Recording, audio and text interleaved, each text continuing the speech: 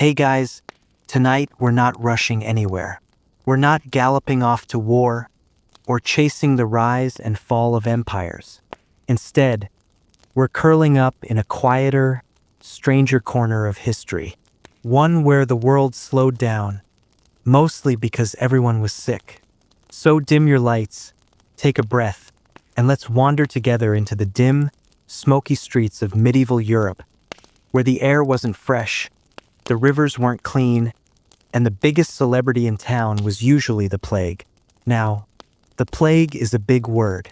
It gets thrown around like it was just one bad flu season, but medieval plagues weren't just bad colds.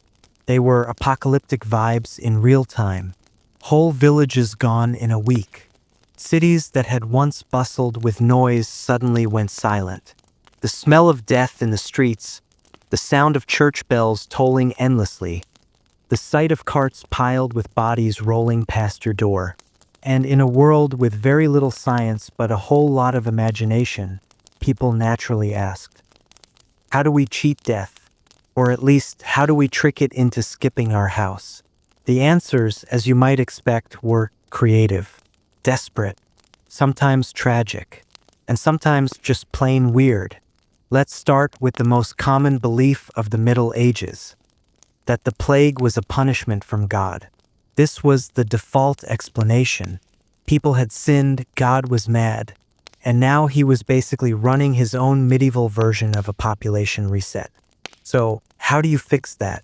Well, you repent. Hard. This is where we meet the flagellants.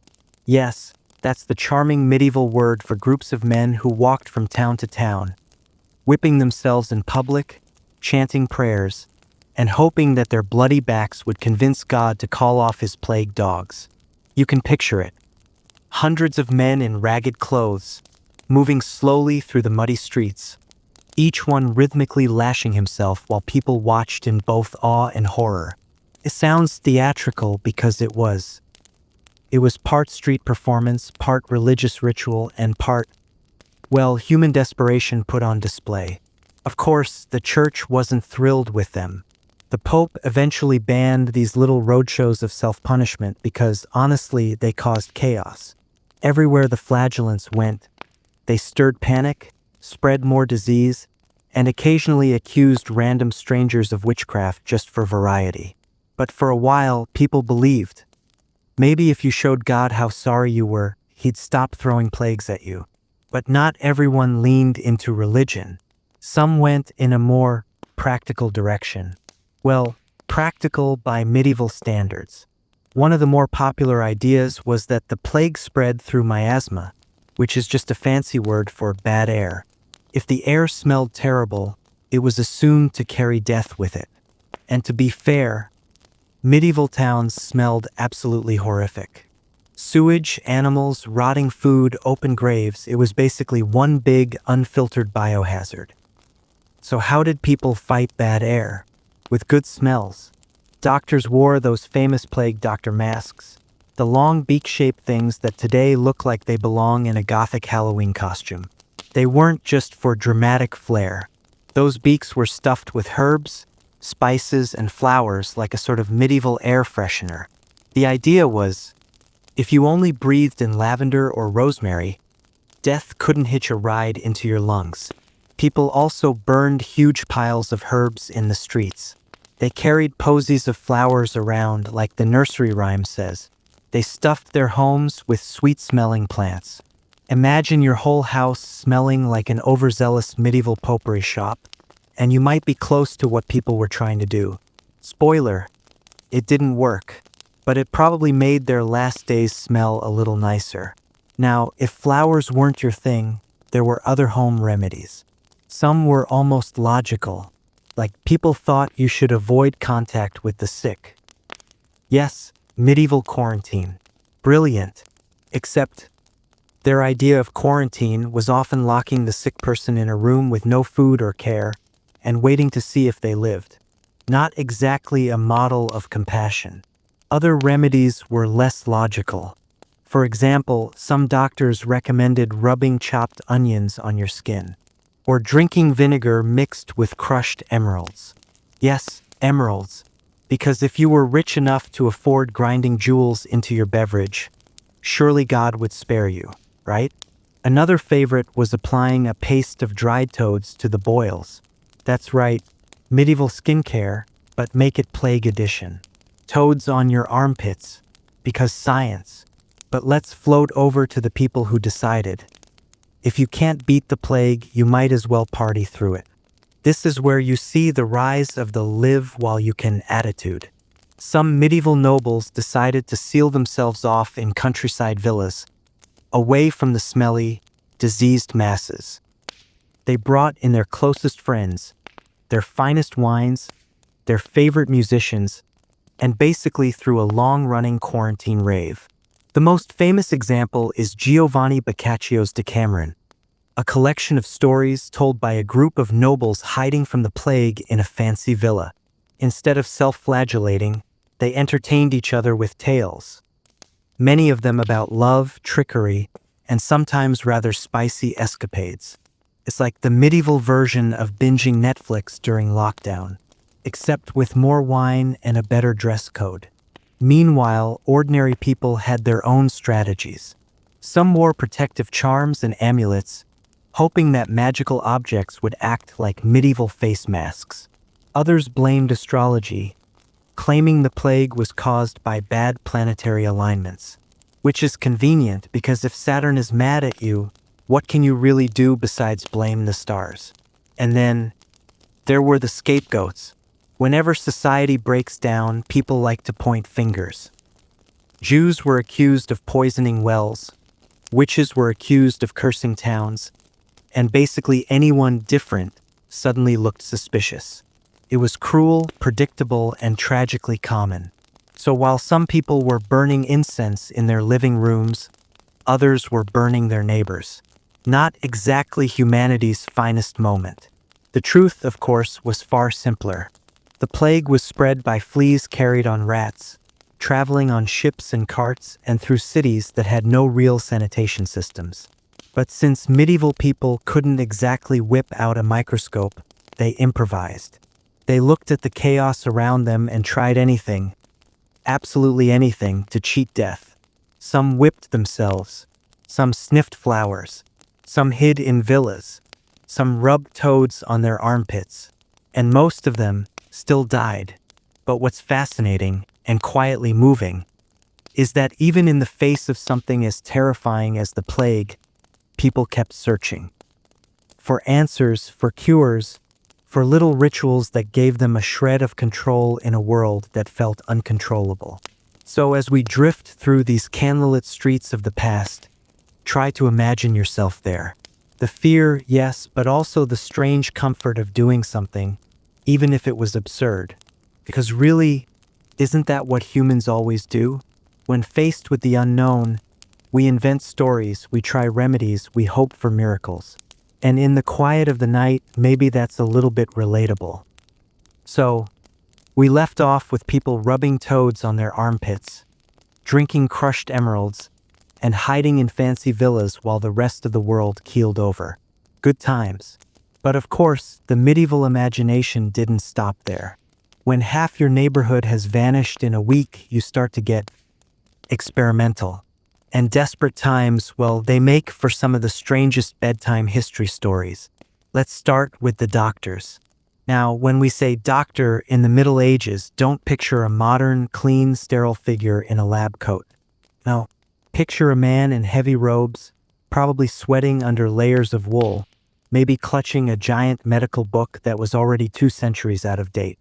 He might also be wearing that famous plague mask, the long bird beak filled with herbs. And sure, the mask looked theatrical, but it wasn't just about style points. Doctors thought that if the air was poisonous, you could filter it through flowers, spices, and vinegar-soaked cloth. Basically, medieval aromatherapy. They also carried canes, not for walking, but for poking at patients from a distance so they didn't have to get too close to the black, oozing buboes. Imagine being treated by someone who's literally poking you with a stick while murmuring, yes, very plaguey. Now, these doctors gave plenty of advice, most of it questionable. One common tip was don't bathe. Yes, you heard that right. Stay dirty, stay alive. The thinking was that hot water opened up the pores, which made it easier for bad air to sneak in. So the dirtier you were, the better. Whole towns became allergic to soap. And as you can imagine, that only made the smell worse, which ironically reinforced the idea that bad air was everywhere. So if you picture a medieval city during plague season, you've got rotting bodies, no one's bathing, doctors in bird masks, and piles of herbs smoldering in the streets. Not exactly a spa weekend. But the advice didn't stop at don't wash. Some doctors also recommended a balanced lifestyle, which sounds modern, until you hear what balanced meant. For example, they thought you should avoid sleeping during the day. Naps apparently made you vulnerable to death, so no medieval siestas. They also said don't eat too much fruit. Fruit was suspicious, so were fish and anything moist. Moist foods were thought to encourage bad humors in the body. Instead, they recommended dry bread, red wine, and meat. Basically, a medieval keto diet. Although, to be fair, plenty of nobles didn't mind that. Any excuse to drink more wine was fine by them. And then, there was the medical theory of balance of humors. If you've ever wondered why medieval treatments always seem to involve bloodletting, leeches, or vomiting, this is why. Doctors believed the human body was governed by 4 humors: blood, phlegm, yellow bile, and black bile. If you got sick, it meant your humors were out of whack. So, naturally, the cure was to drain or purge the offending humor. This is where the fun began. Patients might be bled until they fainted, or given powerful laxatives, or forced to vomit, sometimes all 3. Because nothing says rest and recovery like bleeding into a bucket while running to the chamber pot. Of course, if you already had the plague, which caused dehydration, weakness, and open sores, the last thing you needed was your doctor enthusiastically draining more blood out of you. But hey, at least they were consistent. Let's float now to another common theme: music. Believe it or not, some people thought loud noises could scare away the plague. Towns would organize processions with drums, bells, and horns, all blaring away in the hopes of chasing death back into the shadows. Others, meanwhile, leaned into dance. Whole groups would gather in the town square and dance wildly, sometimes for hours, sometimes until they collapsed. This wasn't always about joy. It was closer to mania, a kind of desperate ritual movement, hoping that if they kept their bodies busy, death wouldn't catch them. Later, historians called some of this the dancing mania phenomenon, where groups of people, often stressed, hungry, and traumatized, basically lost themselves in collective movement. If nothing else, it must have been something to see. Half a town spinning, stomping, and clapping as if the plague couldn't catch them mid-waltz.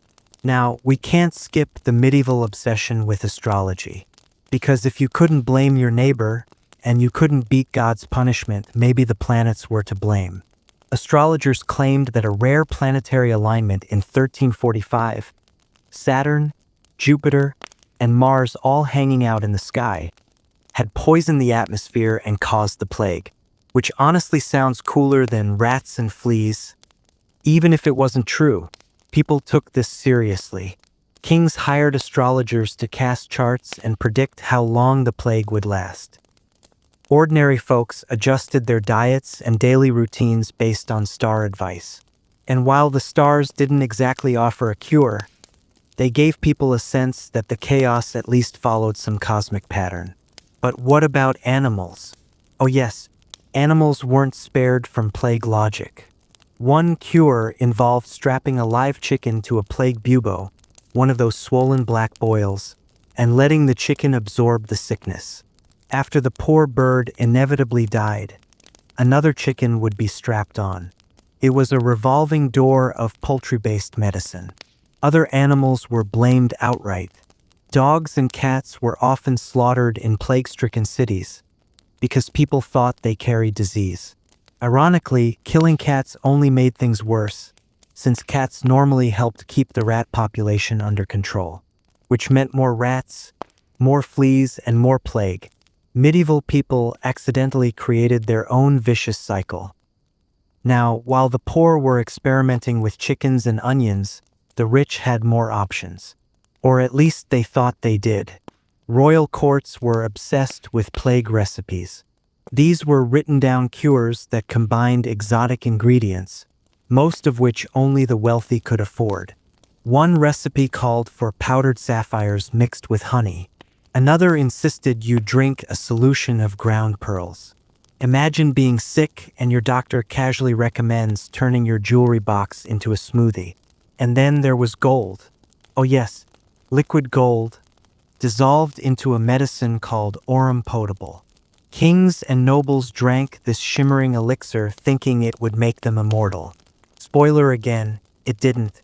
But it does explain why some of the most powerful rulers in Europe basically poisoned themselves with heavy metals while trying to dodge the plague. Meanwhile, religion never stopped playing center stage. We already talked about the flagellants, but there were quieter rituals too. People prayed to specific saints who were thought to specialize in plague protection. Saint Roch was one favorite, often shown with a bubo on his thigh and a loyal dog bringing him bread. Saint Sebastian was another, since he had survived being shot with arrows, and arrows in the medieval imagination were a lot like plague striking from the sky. Shrines to these saints became plague hot spots, with people leaving offerings, lighting candles, and hoping for divine insurance. Of course, gathering in big crowds at shrines probably spread more plague. But medieval logic wasn't exactly worried about epidemiology. Let's drift for a moment into one of the darker strategies: walling up houses.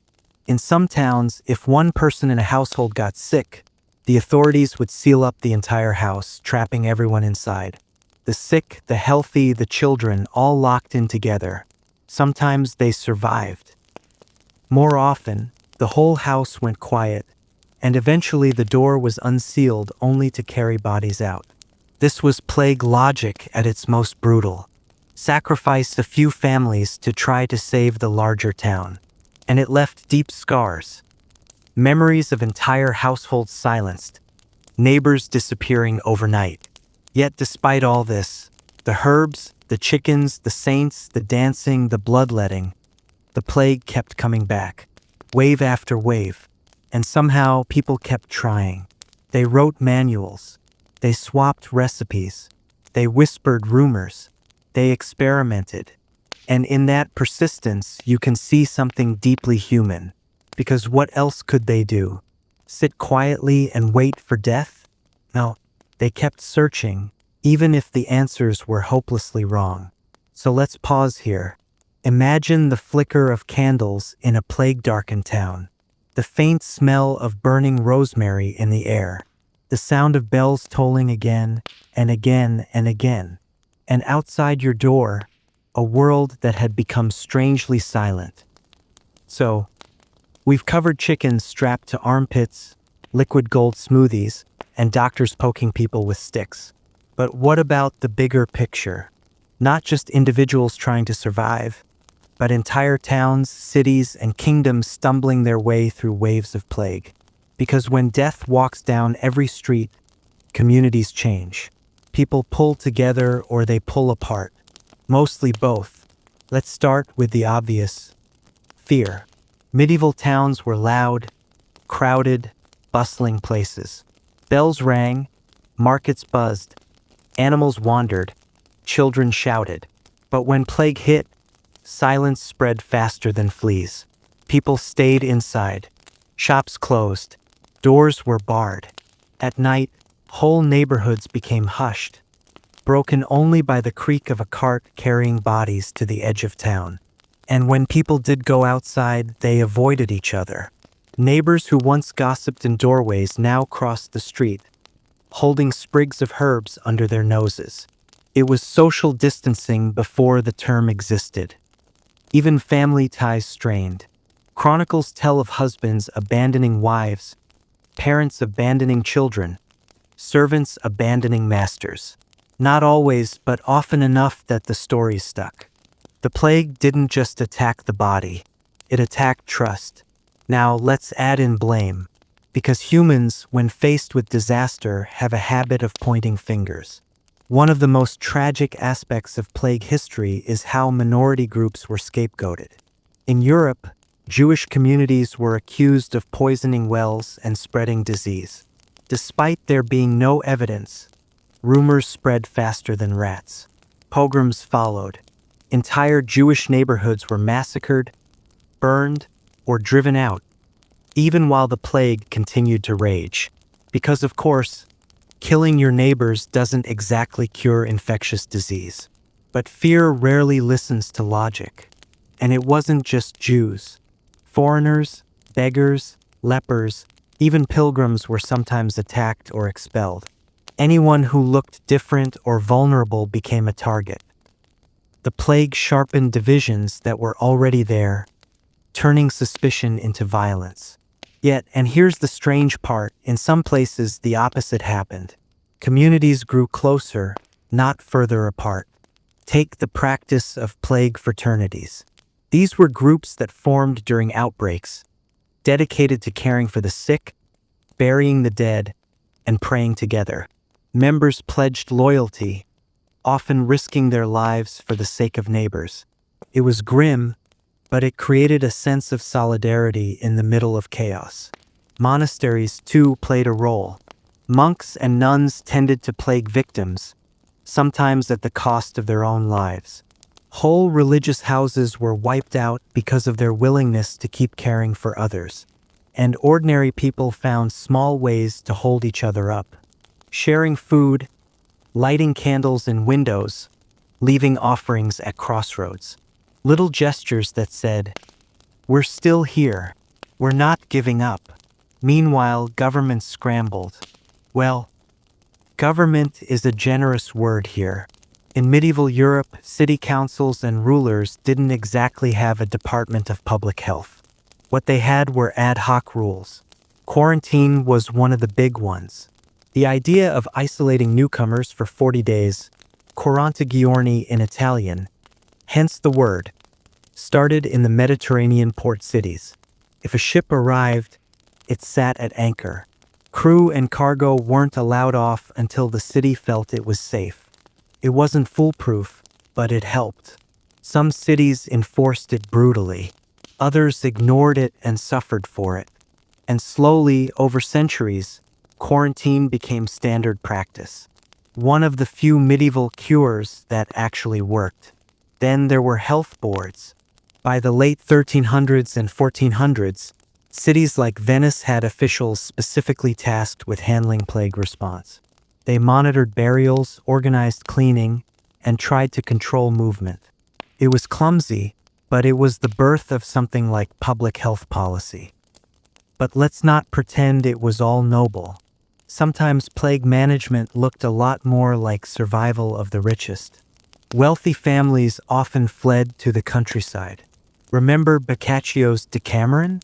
That whole collection of stories is framed around a group of nobles hiding in a villa outside Florence, telling tales while the city rotted. This wasn't fiction. It was how many elites handled things.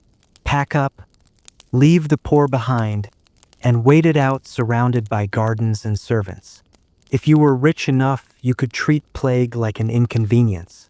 If you weren't, well, you stayed behind and hoped. Now, about funerals, or rather, the lack of them. Normally, medieval people cared deeply about burial rites. A proper funeral, prayers for the soul, a marked grave. These were non-negotiable. Your eternal fate depended on them. But during plague waves, funerals collapsed. There were too many bodies. Priests couldn't keep up. Graveyards overflowed. So people were buried in mass pits. Sometimes hundreds together, with only a quick blessing shouted over the trench. Imagine the fear that provoked. Not only were you dying of a hideous disease, but your soul might be lost because there weren't enough priests to pray for you. For people who lived their entire lives thinking about heaven and hell, this was terrifying. And yet, out of this tragedy, new practices emerged. Families kept their own rituals at home. Prayers said privately. Candles lit for the dead. Memory became a household responsibility, not just a church one. Let's float now to something slightly less grim. Fashion. Yes, even during the plague, fashion adapted. One odd trend was plague amulets. People wore charms inscribed with mystical words, zodiac signs, or even scraps of scripture. Some were sewn into clothing, others hung around the neck. It was part religion, part superstition, part style. Perfumed pomanders were another accessory. These were little metal balls filled with herbs and spices, dangling from belts or chains. You'd waft it under your nose whenever you feared bad air. And of course, the richer you were, the fancier your pomander. Gold filigree, enamel, jewels. Because nothing says survival quite like a scented orb worth more than a house. And while we're at it, let's talk about love. Because surprisingly, people kept marrying during plague years. Sometimes more urgently than ever. Contracts were signed quickly, sometimes without the usual drawn-out negotiations. After all, who knew how long anyone had left? Widows and widowers remarried at record speed. The mortality rate meant opportunities opened up, and families scrambled to secure alliances before the next wave hit. Romance, in a twisted way, was fueled by the plague. Not the soft candlelit kind, but the pragmatic. We need heirs before death comes knocking again kind. But not everything was grim or cynical. Out of the chaos came art. Writers, painters, and chroniclers poured their experiences into new forms. The Decameron, as I mentioned, poems lamenting vanished lovers. Woodcuts showing skeletal figures leading peasants in dance, the famous Danse Macabre motif. Church walls filled with frescoes of death personified, a constant reminder that life was short and the grave never far. It sounds depressing, but for medieval people it was also comforting. Art gave shape to what they were living through, turned chaos into story. Let's step back. Because what all of this really shows is how flexible medieval society was, even in the face of something so crushing. They changed rituals, laws, even diets. They scapegoated, yes, but they also invented quarantine. They broke down, but they also built new ways of remembering the dead. The plague reshaped not just individual lives, but the very structures of medieval Europe. And while most of their cures failed spectacularly, their responses as communities, fumbling, messy, often cruel, but also sometimes compassionate, laid the groundwork for how societies would deal with epidemics for centuries.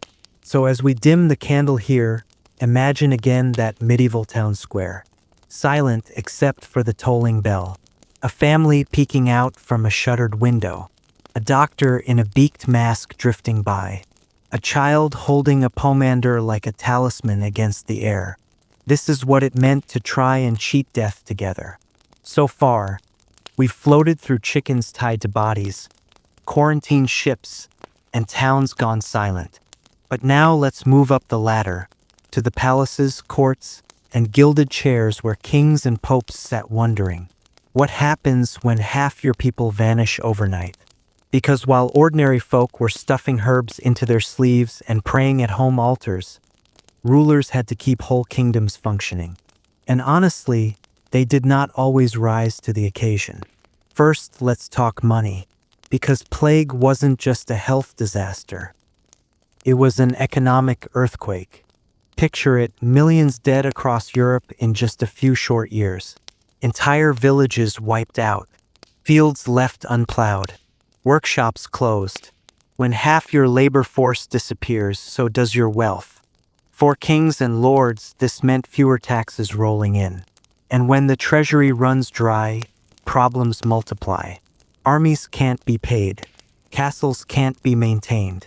Even royal wardrobes start looking a bit reused. Imagine a monarch used to silks suddenly having to wear last season's brocade. The horror. But here's the ironic twist. While rulers were hurting for money, peasants and workers sometimes found themselves in a stronger position. With fewer laborers available, wages rose.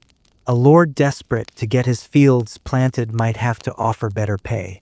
Serfs, in some cases, bargained for freedom in exchange for service. It wasn't universal, but the balance of power nudged, ever so slightly, away from the top. Of course, kings and nobles noticed, and they weren't thrilled.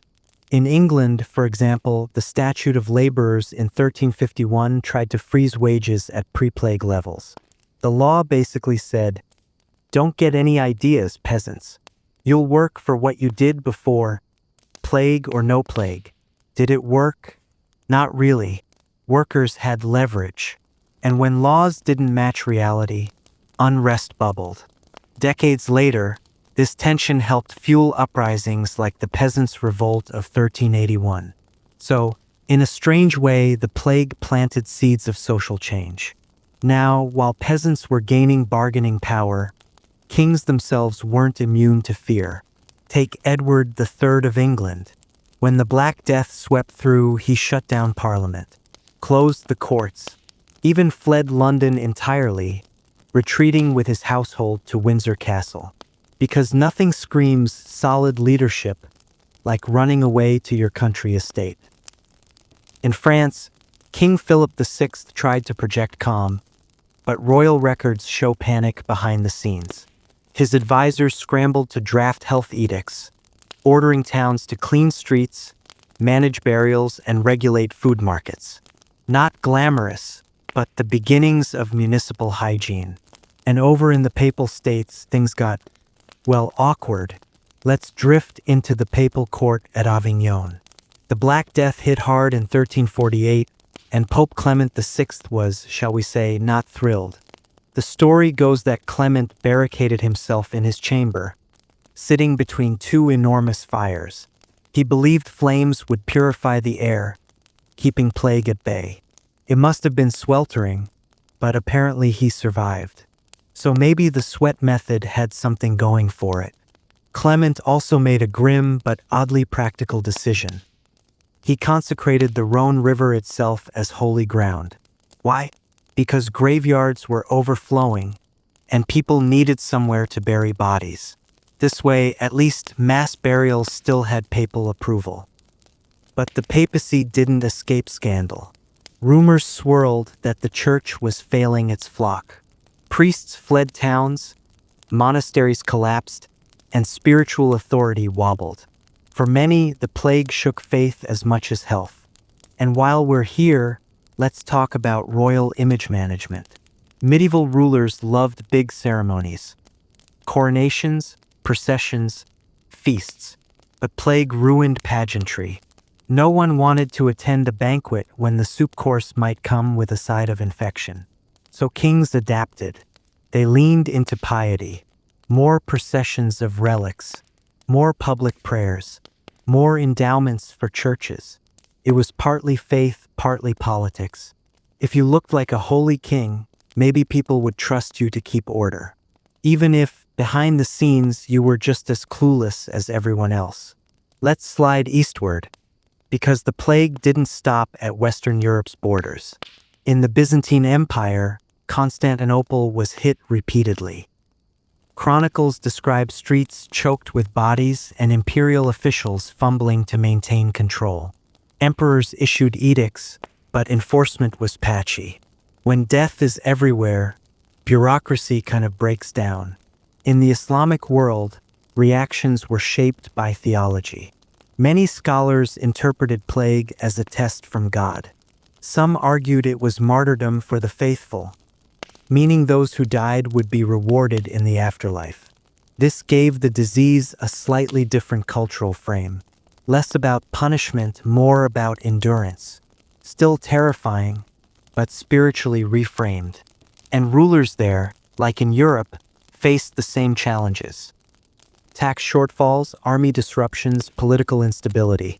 The universal truth of plague politics. When people die, governments wobble. Now let's circle back to an unexpected side effect. Inheritance chaos. When nobles died en masse, their estates splintered. Titles passed rapidly, sometimes to children, sometimes to distant cousins. Genealogies suddenly mattered a lot more. Lawyers thrived. Family feuds exploded. Because nothing says, "My uncle just died horribly," like a lawsuit over who gets the castle. Some dynasties collapsed entirely. Others ballooned as survivors inherited multiple estates. Land concentration shifted, reshaping aristocracies. In the long run, plague rewrote the map of who held power. And if kings were nervous about losing subjects, they were downright terrified of losing soldiers. Armies thinned. Campaigns faltered. Sometimes battles were delayed simply because there weren't enough men left to fight. During the 100 Years' War, the Black Death forced both England and France to pause hostilities. Not because they suddenly became peace-loving, but because corpses don't hold swords. It didn't end the war, of course. They picked it right back up once populations recovered a bit. But it shows how plague acted like an uninvited diplomat, forcing truces where none would have existed otherwise. Meanwhile, royal courts also had to manage symbolism. Chronicles sometimes describe kings holding ceremonies with skeletal imagery, almost leaning into the presence of death. It was morbid, but it also framed rulers as the steady hand guiding people through apocalypse. Because if your crown still shines while the graveyards overflow, maybe subjects will cling to you a little tighter. Let's not forget the sheer logistical absurdity rulers dealt with. How do you crown a new monarch when half the nobility can't travel safely? How do you collect taxes when whole villages are gone? Sometimes the answer was, you don't. You just pretend. You write letters, issue decrees, hope someone somewhere still obeys. And sometimes, opportunists thrived. Local lords, bishops, even merchants grabbed power while central authority flailed. In some regions, plague years looked less like steady governance and more like a free-for-all. A grim game of who's left standing? So, to sum up this sleepy drift through plague politics, rulers panicked just like everyone else. Treasuries collapsed, wages rose, laws scrambled to catch up. Popes hid between bonfires. Kings fled to castles. Armies shrank. Inheritance charts twisted like pretzels. And through it all, the very idea of power, who had it, who lost it, shifted under the weight of so much death. The plague didn't topple monarchies outright, but it cracked the foundations. It forced rulers to adapt, reshuffle, and sometimes just endure until the storm passed. We've seen how plague wrecked towns, families, and even royal treasuries. But the real aftershock wasn't just political or economic. It was existential. Because once half your neighbors are gone, you start asking different questions. Questions like, what's the point? Why are we here? And more pressingly, should we keep buying luxury shoes or just repent and wait for the end? Let's drift into the medieval mind. First, there was religion. The church was supposed to have answers. But when priests died as fast as peasants, those answers got shaky. Whole monasteries emptied. Parish priests abandoned their flocks. Sometimes not out of selfishness, just because they died first. But to survivors, it looked like spiritual betrayal. So what did people do? Some doubled down on faith. Pilgrimages increased. People flocked to holy relics, convinced a saint's shinbone might protect them. Shrines grew crowded. Processions marched through towns, chanting for mercy. Others lost trust. If the church couldn't explain the plague or stop it, then maybe it wasn't as all-powerful as claimed. Seeds of doubt sprouted. They wouldn't fully bloom until the Reformation, but the ground was being tilled here. Then there were the flagellants. Imagine groups of men wandering from town to town, chanting hymns while whipping themselves bloody. They believed personal sin had brought the plague. The only cure was punishment. So they offered their backs, again and again, hoping to cleanse the world through suffering. Of course, the church was not impressed. Clement VI eventually banned them, But the movement had momentum for a while. People watched, joined in, or at least stared in morbid fascination. Because when the world feels apocalyptic, even extreme rituals suddenly seem reasonable. Let's float into art. Before the plague, medieval art leaned toward heavenly visions, saints in golden mosaics, Christ enthroned in majesty. Afterwards, skeletons everywhere. This was the birth of the danse macabre, the dance of death. Paintings and murals showed skeletons leading people of all ranks, kings, bishops, peasants, in one big grim parade to the grave. The message was simple. Death doesn't care about your title. We're all in this bony conga line together. And you see it in tomb sculpture too. Instead of just showing nobles lying peacefully with clasped hands, some monuments depicted decaying corpses. Flesh falling from bone. A visual reminder that beneath the silk robes, you too will rot. Sleep tight. Literature picked up the theme as well. Writers like Boccaccio, in the Decameron, painted plague as the backdrop to human folly. His characters flee Florence, telling stories to distract themselves. It's escapism, but it's also sharp satire. Even with death everywhere, people gossip, laugh, and chase romance. Because humans inconveniently never stop being human. And theology shifted too. More sermons harped on the fleetingness of life. Memento mori, remember you will die, wasn't new, but it became louder. Medieval folks already lived with reminders of mortality. Plague just turned the volume up to deafening. Of course, not everyone responded with despair. Some leaned into pleasure. If tomorrow isn't guaranteed, why not feast today? Chronicles grumble about people drinking, gambling, indulging in excess. The stereotype of medieval revelry got a grim edge. Live fast because slow isn't an option. It wasn't universal, plenty stayed pious, but the tension is there. Between penitence and pleasure, hair shirts and wine cups. Two paths winding through a landscape of death. Let's pause at philosophy. The plague fueled debates about fate versus free will. Was this divine punishment, or just the natural course of disease? Scholars wrangled with Aristotle, Galen, Augustine.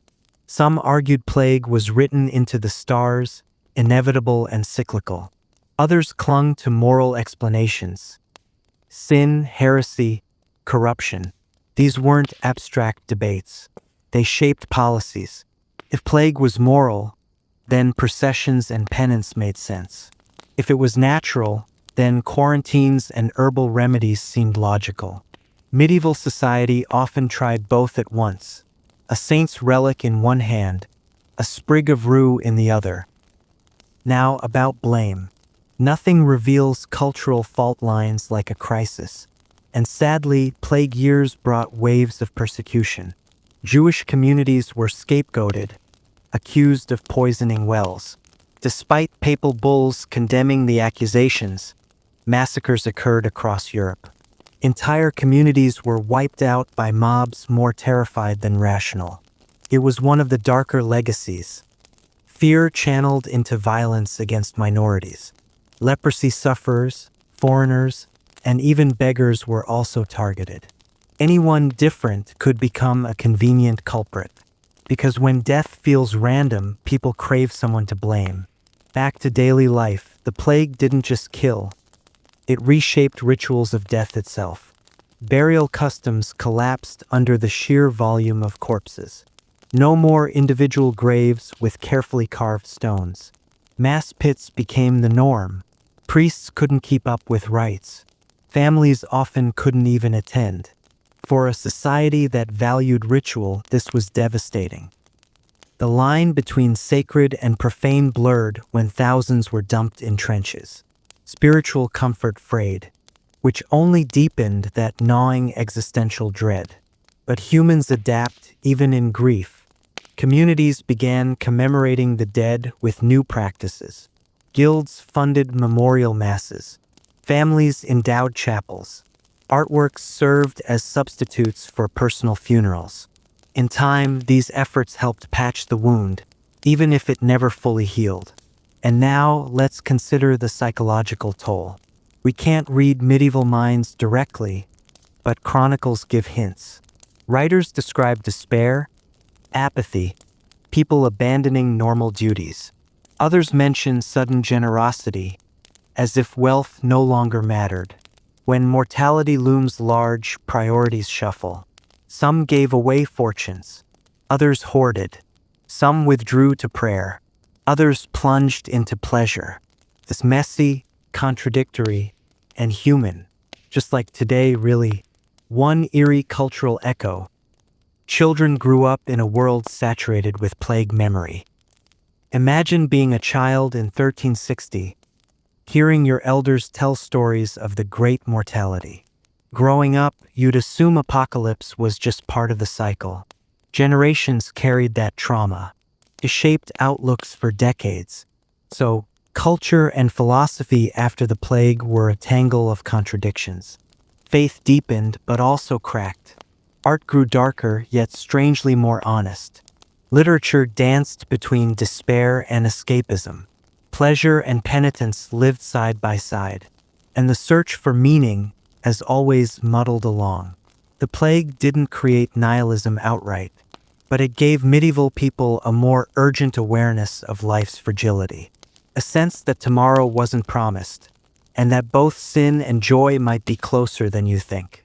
Let's drift, finally, toward part 6. Because after all this death, despair, and grim philosophy, there's another angle worth exploring. How plague, strangely, also spurred renewal, new opportunities, even the seeds of modern change. It won't be cheerful exactly, but it will be another gentle reminder that from ashes, something always grows. So far, we've wandered through death, despair, and the grim dance of mortality. But plague wasn't only destruction. It also reshaped the world in strange, sometimes surprisingly positive ways. If you can call positive anything born from a pandemic. Let's float slowly into the aftermath. First up, the economy. The Black Death thinned Europe's population by as much as half, which sounds catastrophic, and it was. But fewer people meant fewer workers. Suddenly, labor was valuable. Peasants, who had been tethered to lords for centuries, found themselves with bargaining power. If one noble treated them poorly, they could simply walk to another estate. Demand was high, wages rose, feudal chains loosened. This didn't make landlords happy. Kings and councils passed laws to freeze wages, force labor, and keep the old order intact. England's Statute of Laborers in 1351 is a prime example. It basically said, "You peasants will work for the same wages as before, plague or no plague." Spoiler, it didn't really work. You can't legislate away desperation mixed with opportunity. The balance of power tilted, however slightly, toward common people. And once that door cracked open, it never fully closed. Now let's wander to urban life. Fewer people also meant more space. Crowded cities thinned out. Houses stood empty. Survivors moved into better homes, inherited more land, or found new chances in trade. Guilds gained members. Merchants expanded networks. With fewer mouths to feed, grain prices dropped, leaving more disposable income for other things. Of course, this wasn't universal sunshine. Famines still happened. Wars continued, but the sheer demographic shift created openings, economic, social, even architectural. Some towns rebuilt with wider streets, more deliberate planning. Others simply let abandoned quarters decay into ruins, haunting reminders of the losses. But growth crept back, uneven and tentative. Education saw curious shifts too. With so many clergy dead, monasteries scrambled for recruits. Universities lost teachers. But this gap allowed new voices in. More sons of merchants and artisans gained entry into clerical or scholarly positions. It wasn't meritocracy exactly, but it broadened the intellectual base. Some historians link this shakeup to the eventual stirrings of the Renaissance. More space for fresh thinking, new patrons, new questions. A slow drift away from purely scholastic repetition toward humanism. And while we can't pin the entire Renaissance on plague, it's part of the backdrop. A thinning of the old guard made room for new directions. Speaking of directions, let's glide into healthcare. Plague medicine, as we saw, was mostly hopeless. But the crisis forced experimentation. Physicians recorded symptoms more carefully. Town councils began formalizing quarantine. Venice built permanent plague hospitals, setting models for later public health systems. The idea that a community should collectively protect itself took firmer root. Municipalities couldn't stop the plague, but they tried harder, developing early forms of bureaucracy around disease management. It's the faint, flickering beginning of public health, forged out of desperation, paperwork, and lots of vinegar-soaked rags. Culture shifted in quieter ways too. Survivors sometimes described a sharpened awareness of life's pleasures. You see it in wills, donations to churches paired with provisions for family feasts. You see it in art, brighter colors emerging alongside macabre skeletons. Because people, paradoxically, celebrated life more fiercely after staring at death. This duality, grim memento mori mixed with vibrant festivity, became a hallmark of late medieval culture. Carnival, for instance, flourished, a blowout feast before Lent, mixing laughter with mockery of death. Theatrical, irreverent, defiant, almost as if people thought, if we can't avoid the grave, we might as well laugh before we get there. Then there's religion again, but with a twist. Yes, trust in the church eroded in some corners. But the crisis also sparked reform. Lay movements grew, pushing for more personal piety, less reliance on corrupt institutions. Mystical writing blossomed, visions, ecstasies, intense private devotion. For some, God became distant, terrifying. For others, he became intimate, immediate, almost tender. Different paths, same route. Plague had stripped away illusions of certainty. You could call it spiritual diversification. People still believed, but in new ways with new emphases. Politically, plague sometimes leveled the playing field. Whole noble lines died out. Estates passed to distant cousins or collapsed into royal hands. Monarchs suddenly found themselves with new lands to grant or absorb. The chessboard shifted. New houses rose where old ones fell. Of course, rulers also used plague as excuse to tighten grip.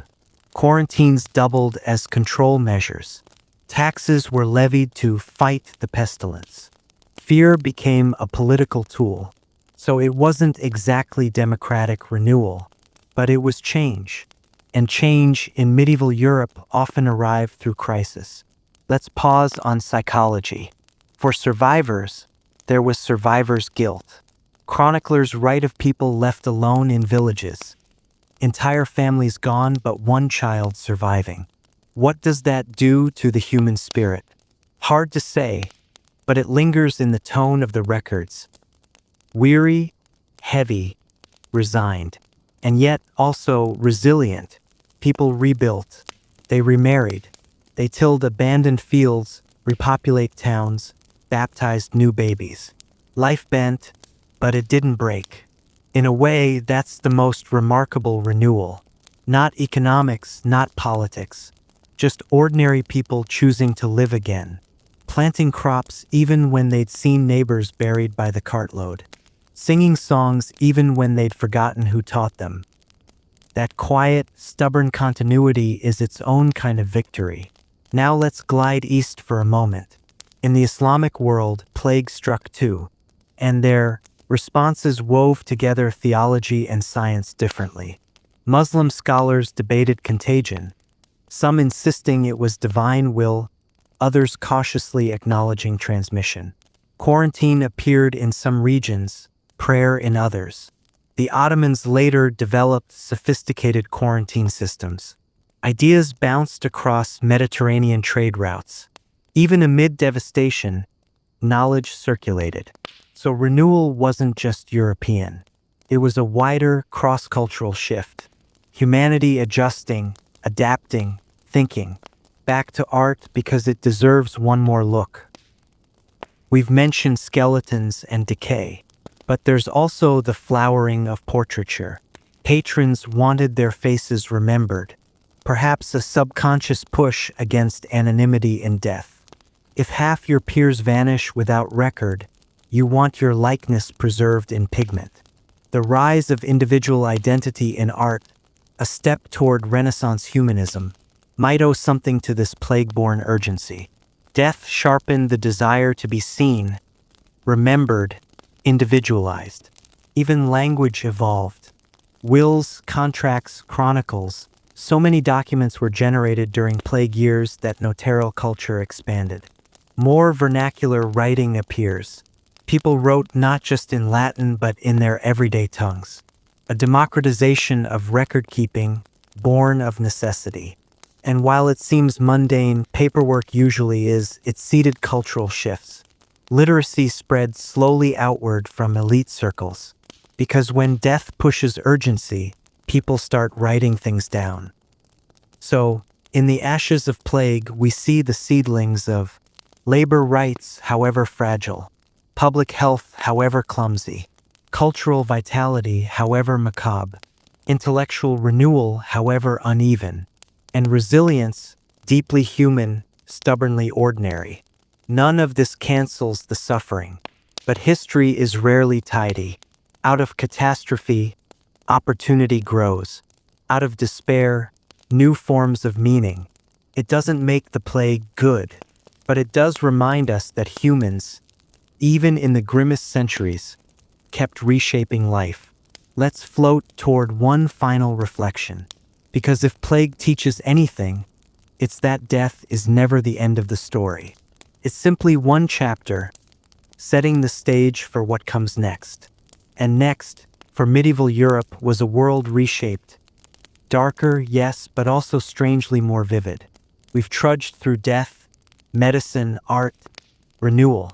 But no medieval story feels complete without the shadows of legend. Because when certainty crumbles, imagination rushes in. And the Black Death birthed plenty of strange tales. The plague as a wandering spirit. In parts of Scandinavia, villagers whispered of a ghostly woman in white. She drifted at night with a rake in her hand. Wherever she passed, plague followed. If she carried the rake with teeth downward, only a few would die, souls slipping between the gaps. But if she turned it, holding the flat edge, entire households perished. A simple farm tool became a cosmic omen, and peasants stared into the fields, wondering if a pale lady lurked at the edge of vision. Poisoned wells and shadowy cabals. Across Central Europe, rumors spread. Surely plague was no natural thing. Surely someone caused it. Jews were accused of poisoning wells. Confessions, dragged from tortured prisoners, proved it, and violence followed. Massacres, burnings, entire communities wiped out by mob fury. It was a tragic pattern. In fear, humans sought scapegoats, and minorities bore the brunt. The myth of poisoned wells wasn't unique. Similar rumors cropped up about lepers, foreigners, even witches. Anyone who looked different could be marked as a carrier of invisible death. Planetary blame. Astrologers took a loftier route. They claimed the plague was written in the stars. The alignment of Saturn, Jupiter, and Mars in 1345 supposedly corrupted the air with poisonous vapors. To many, this made sense. Astrology was science's cousin. Mathematics, observation, prediction. If planets guided tides and crops, why not pestilence? And so, dusty manuscripts linked plague to cosmic rhythms. The heavens themselves seemed complicit. The plague doctor's bird mask. This one's iconic. The long, beaked mask stuffed with herbs and flowers. But here's the twist.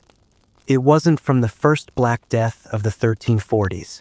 That image rose later in the 17th century. Still, the legend stuck.